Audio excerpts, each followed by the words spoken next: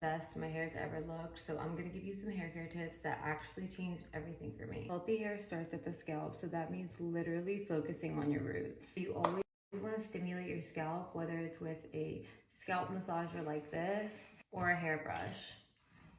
Brushing increases blood circulation to the scalp. It helps move around your natural oil so your scalp stays balanced. If you don't have any of those things on hand, you could just use your fingers to massage your scalp. I do this multiple times a day, and I like to flip my head upside down, massage it that way as well. The point of increased circulation and doing these massages is to help your hair grow. While we're on the topic of the scalp, one thing that's always helped me is scalp oiling. I would oil my hair a lot when I was younger, but as an adult, I kind of stopped. Once I started back up, I knew that this is something that my scalp needed, and I couldn't go a week without doing it. It really softens any buildup I have, and my scalp never is left feeling dry, even though I wash it almost every single day. It just makes my hair feel cleaner without feeling stripped. It's genuinely one of the few things I've noticed a difference with.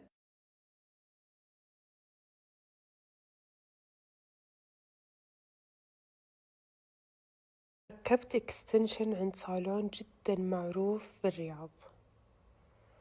ركبت 4 بوكسات، البوكس الواحد ب5000 وعليها.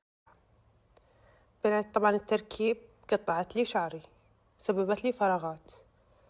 الريحة كنت كل ما أتروش أشم ريحة في شعري سيئة. لما صرت أروح عند صالون آخر تشيك لي على الشعر، تقول لي سوري منك، ترى الشعر هات. تخيلوا يا بنات، تخيلوا مركبته بمبلغ وقدره، يطلع بالأخير ريحته سيئة وشعر حيوانات.